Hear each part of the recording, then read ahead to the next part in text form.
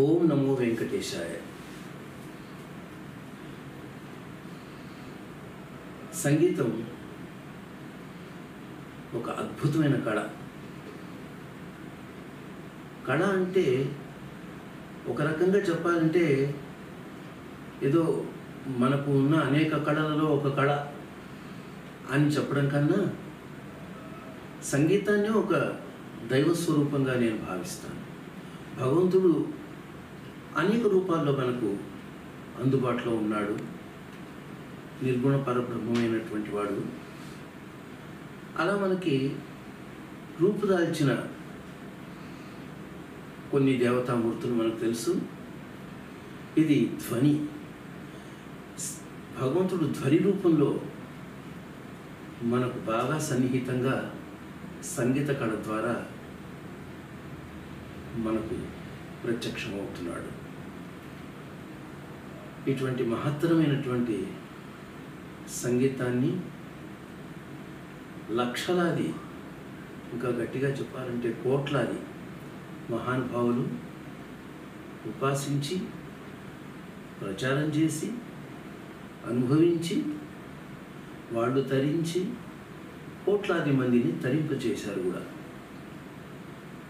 అటువంటి మహానుభావులలో మనందరికీ తెలిసిన వారు మంగళంపల్లి బాలమురళీకృష్ణ గారు.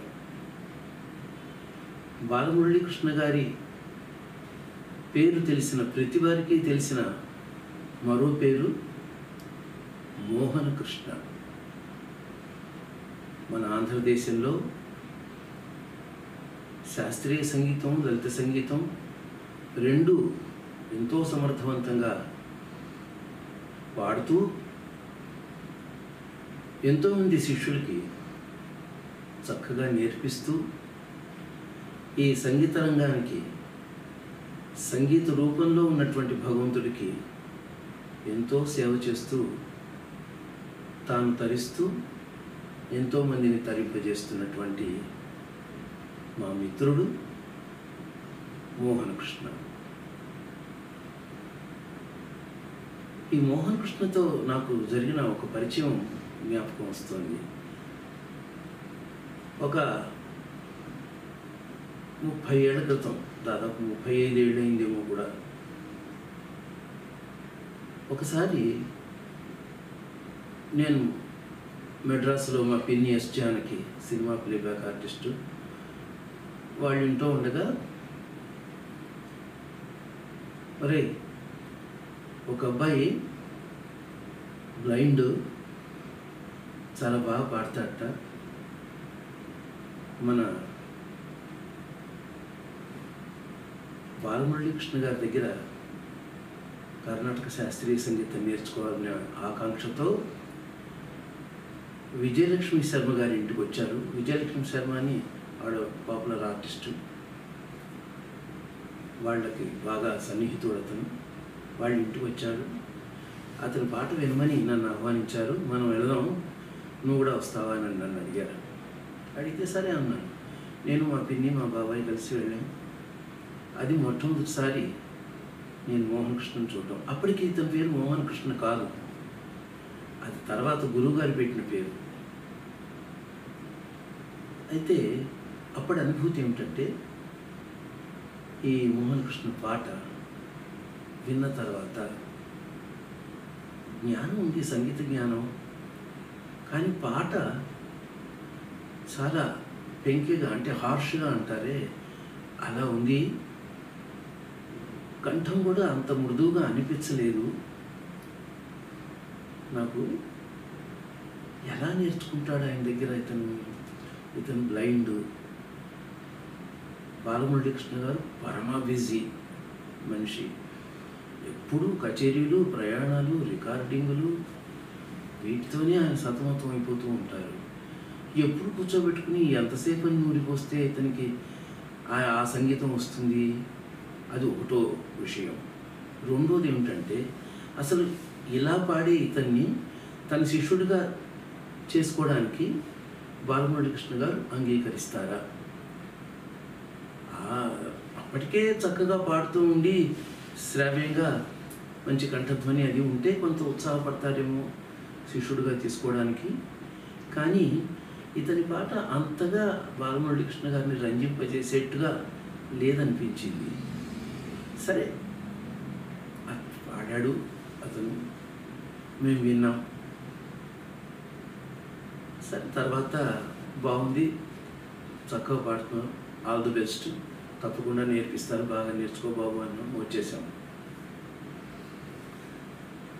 తర్వాత ఒక బహుశా 4-5 ఏళ్ల తర్వాత అనుకుంటాను, అప్పుడప్పుడు నేను బాలమురళీకృష్ణ గారి ఇంటికి కూడా వెళుతూ ఉండేవాడిని, కొంత సాన్నిహిత్యం ఉంది వారితో. ఒకసారి వెళ్ళినప్పుడు బాలమురళీకృష్ణ గారు, నా శిష్యుడు మోహన్ కృష్ణ అని చాలా చక్కగా పాడతాడు, ఎప్పుడైనా విన్నావా అతని పాట అన్నాడు. మోహన్ కృష్ణ అన్న పేరు కొత్త కాబట్టి నాకు తెలియదండి అన్నాను నేను. విను, బాగా పాడతారు అని నన్ను కూర్చోబెట్టి కాఫీ తెప్పించి ఇతని చేత పాడించాడు. పాడితే చాలా బాగా ఉంది పాట. ఇంకా గట్టిగా చెప్పాలంటే బాలమురళీకృష్ణ గారే అక్కడ కూర్చుని పాడుతున్నారా మరో రూపంలో అనిపించేట్టుగా ఉంది. అలా కాఫీ తాగుతూ తిరుపతిగా పాట అంతా విన్నాక ఇంకా నేను అనేశాను, ఎలా ఉంది అన్నట్టుగా నా వైపు చూశాను. చూస్తే ఇక నుంచి మీరు మోహన్ కృష్ణ పాటకి నటించవచ్చు, లిప్ మూమెంట్ ఇస్తే చాలు, మీరు కష్టపడి పాడక్కర్లేదు అన్నాను. నిజానికి అంత పెద్ద కళాకారుడితో ఆ మాట నేను అనకూడదు, తెలిసి తెలియని తనము, మరి ఏమో తెలియదు, నా నోటి నుంచి ఆ మాటలు వచ్చినాయి. ఆయన బాలమురళీకృష్ణ గారు ఎంత సరస్సుడు అంటే మనిషి, అలా నా వంక ప్రేమగా చల్లగా చూస్తూ చిరునవ్వు నవ్వి అని నాకు ఇప్పటికీ నవ్వు వస్తుంది చెప్తుంటే, ఎంత అమాయకంగా మాట్లాడాను అని అన్నాడు. అంతే, ఇంకేం మాట్లాడాడు. అది అపూర్వమైన సంఘటన.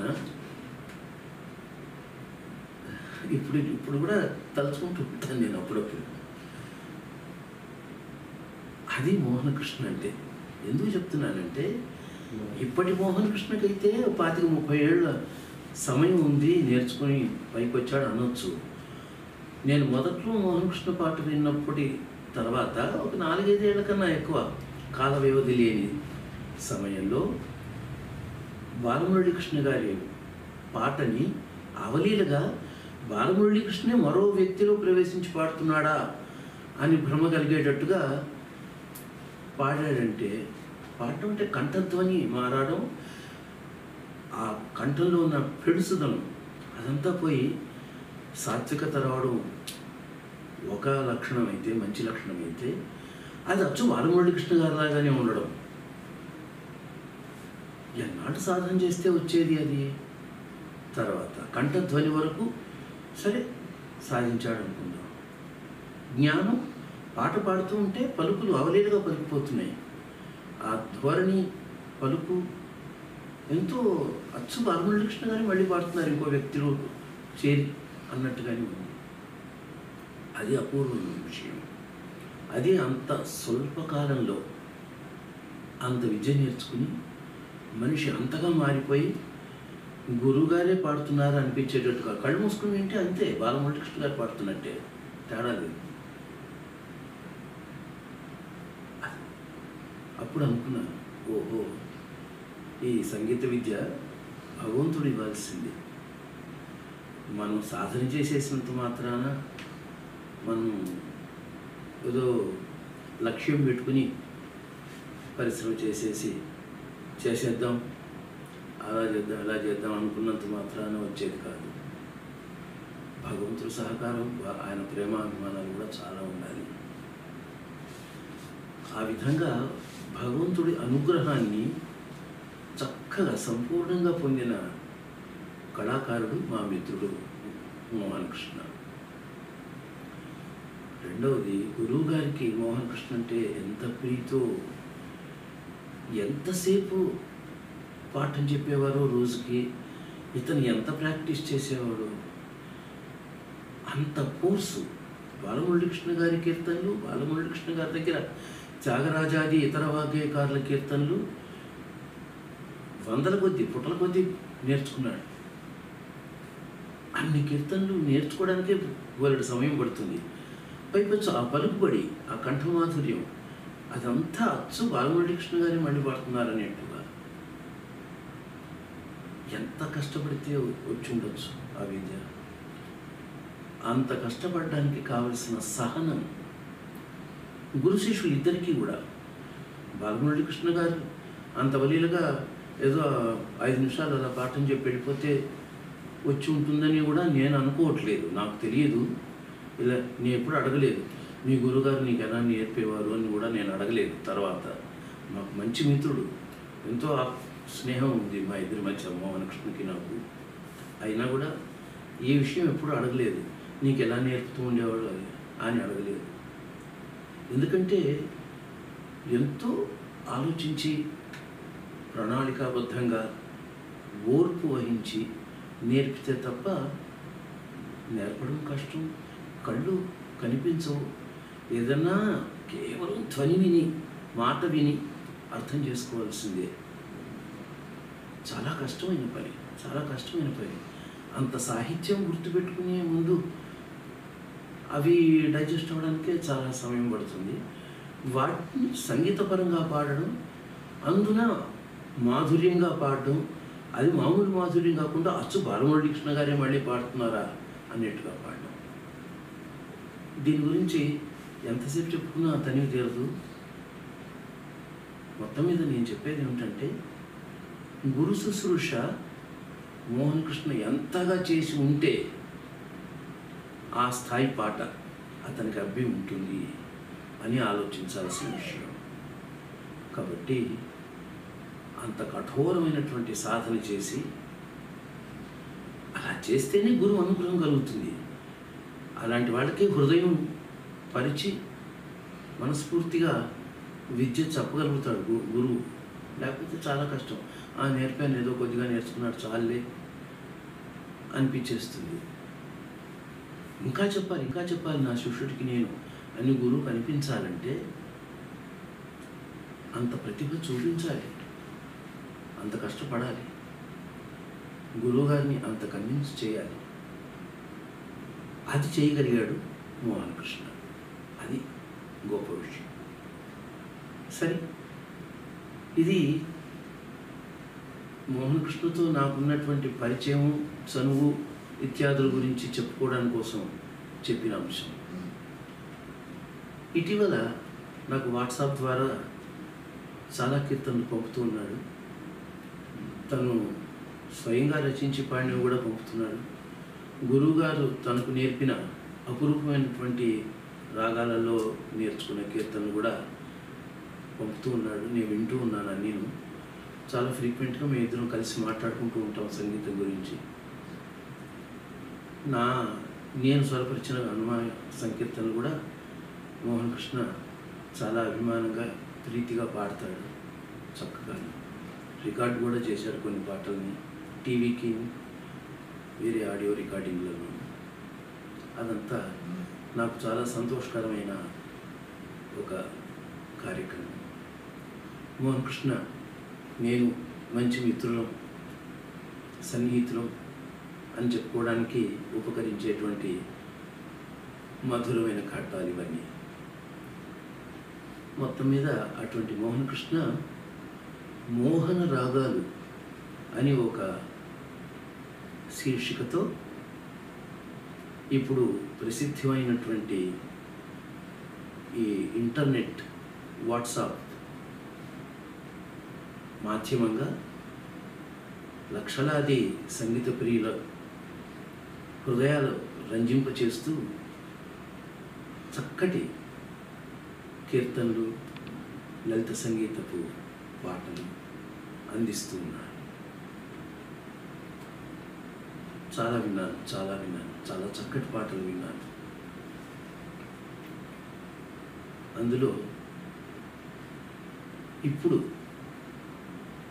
ఒక పాట కొద్ది కాలం క్రితం విజయవాడ ఆల్ ఇండియా రేడియోలో హరికృష్ణ అనే ఒక గాయకుడి చేత తను పాడించాడు. ఆ పాట రచన ఆచార్య తిరుమల అని, పాపం స్వర్గస్థులు అయిపోయినారు, హైదరాబాద్లో ఉండేవారు. నాకు కూడా బాగా పరిచయం ఉన్న వ్యక్తి ఆ రోజుల్లో. ఆయన చాలా మంచి మంచి పాటలు రచించారు. వారు రచించిన గీతం ఆల్ ఇండియా రేడియోలో హరికృష్ణ అనే గాయకుడి చేత మోహన్ కృష్ణ తన స్వరపరిచి రికార్డ్ చేశారు. ఇప్పుడు ఈ మోహన్ రాగాలు అనే ఇంటర్నెట్ కార్యక్రమంలో ఆ పాటని తను స్వయంగా మోహన్ కృష్ణ మంచి చక్కటి ఆర్కెస్ట్రా సమకూర్చుకుని తానే స్వయంగా పాడి ఎంతో మధురంగా చాలా బాగా పాడాడు. ఆ పాట నాకు పంపించాడు. చాలా ఆనందపడ్డాను.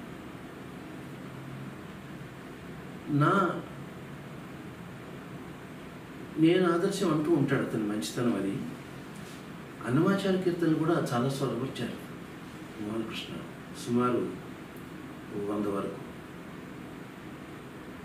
అతనిలో ఒక కొత్తదనం ఏదో ఒకటి మనం ఇవ్వాలి ఈ సంగీత లోకానికి. ఒక పాట ట్యూన్ చేస్తే మనది అంటూ ఒక ముద్ర ఉండాలి అందులో అని తీవ్రంగా ఆకాంక్షించే స్వభావం కలిగిన వాడు. అలాంటి వాళ్ళ ద్వారానే కొత్త పుంతలు తొక్కేటువంటి సంగీత స్వరూపాలు వస్తాయి రంగంలోకి. అది చాలా అవసరం. ఎంతో మంచి సంగీత సేవ చేస్తున్నాడు. స్వయంగా వాగ్గేయకారుడు, ఎన్నో చక్కటి కీర్తనలు రచించాడు. చక్కటి లలిత సంగీత గేయాలు కూడా స్వయంగా తానే రచించిన సంఘటనలు, సందర్భాలు ఎన్నో ఉన్నాయి. నేను విన్నాను కూడా. మోహన్ కృష్ణ నన్ను కూడా ఎంతో అభిమానించి, తన సీనియర్ కళాకారుడిగా తనను అభిమానించే ఒక సంగీత కళాకారుడిగా నాకు ఎంతో విలువనిస్తూ నాకు ఆత్మీయుడిగా ఉంటున్నాడు. చాలా సంతోషం. ఆ కళాకారుడి గురించి ఇంకా చాలా మాట్లాడవచ్చు. భగవంతుడు అతనికి సంపూర్ణమైన ఆయురారోగ్యాలు ఇచ్చి ఇటువంటి మహత్తర కార్యక్రమాలు ఎన్నెన్నో చేయించి, ఇంకా చక్కటి కీర్తనలు, పాటలు రచించి ఇతర గాయని గాయకులకు నేర్పించి వారి చేత కూడా పాడించి రికార్డ్ చేసి ఈ సంగీత లోకాన్ని ఆనందింపచేస్తూ ఈ కళని సుసంపన్నం చేయాలి అని మనసారా కోరుకుంటూ నా హృదయపూర్వకమైనటువంటి శుభాకాంక్షలు అందిస్తూ సెలవు తీసుకుంటున్నాను. ఓం నమో వెంకటేశాయ.